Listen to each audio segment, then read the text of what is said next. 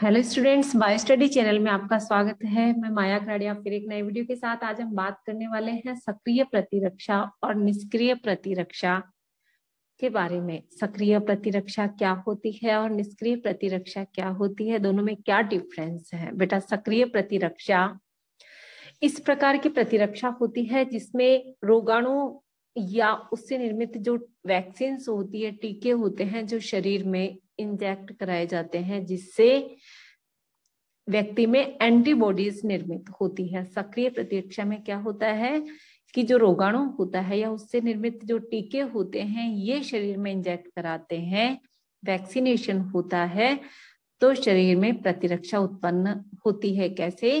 Antibodies बनती है शरीर में, और एंटीबॉडीज बनती है तो शरीर प्रतिरक्षा प्राप्त होती है। ये सक्रिय प्रतिरक्षा कहलाती है। निष्क्रिय प्रतिरक्षा में क्या होता है? Passive immunity. ये पैसिव इम्यूनिटी होती है, बाहर से शरीर में प्रतिरक्षी दिए जाए। कैसे दिए जाए? सीरम के द्वारा या रुधिर के द्वारा शरीर में पहले से बने हुए प्रतिरक्षी पहुंचाई जाए। ये निष्क्रिय प्रतिरक्षा होती है।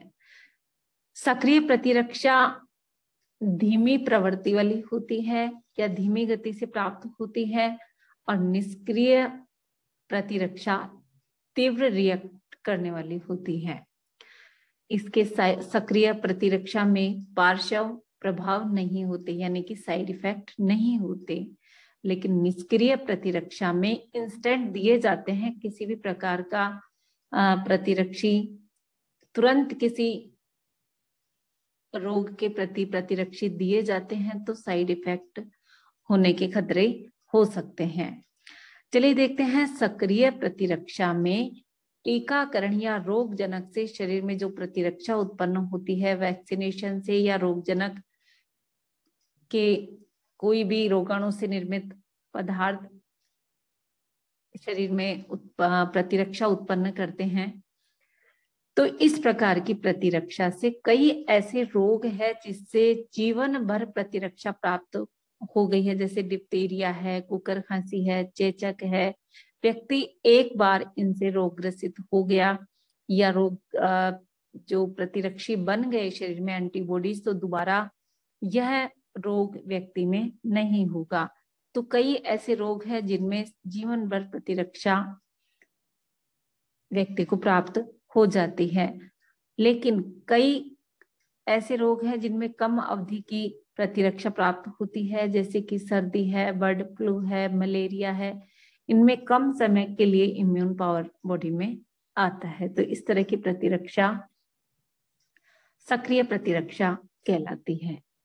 अब बात करें निष्क्रिय प्रतिरक्षा के बारे में, तो निष्क्रिय प्रतिरक्षा जैसा कि माँ के दूध से शिशु में प्रतिरक्षा उत्पन्न होती है। माँ के दूध से, यानी कि कोलेस्ट्रम जो होता है, इस कोलेस्ट्रम से एंटीबॉडीज होती है कोलेस्ट्रम में, और ये जब प्रथम स्तन्य दूध होता है ये शिशु को प्राप्त होता है, तो इस दौरान प्रतिरक्षी IgA शिशु को प्राप्त होती है, और इस तरह की एंटीबॉडीज यदि शिशु में आती है तो शिशु कई रोगों से बच जाता है। कई बार आपको क्वेश्चन पूछा जाता है कि माँ के कोलेस्ट्रम से शिशु को कौन सी एंटीबॉडीज प्राप्त होती है। बेटा ध्यान रखिएगा, IgA।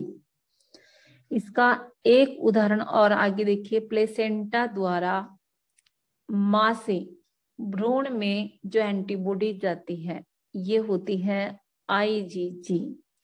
इससे भी प्लेसेंटा के माध्यम से गर्भस्थ शिशु होता है, तो माँ से भ्रूण में जो प्रतिरक्षी जा रहे हैं ये है IgG, और भ्रूण को प्रतिरक्षा प्राप्त हो रही है। इस तरह से ये इम्यूनिटी होती है जो सीधे प्रतिरक्षी बॉडी में डाले जाते हैं, चाहे सीरम के द्वारा चाहे रुधिर के द्वारा।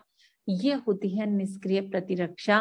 और सक्रिय प्रतिरक्षा में क्या होता है, इससे रोगाणु या वैक्सीनेशन यदि शरीर में जाता है तो एंटीबॉडीज निर्मित होती है, और एंटीबॉडीज निर्मित होने के बाद संबंधित व्यक्ति प्रतिरक्षी ग्रहण करता है, एंटीबॉडीज निर्मित होती है तो प्रतिरक्षी शरीर में ही बनते हैं।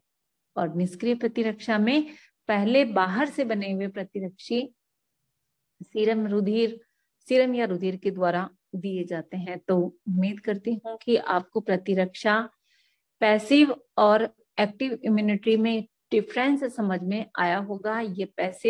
ये सक्रिय प्रतिरक्षा, एक्टिव इम्यूनिटी, और ये पैसिव या निष्क्रिय प्रतिरक्षा क्या होती है, बहुत अच्छे से आपको समझ में आया होगा।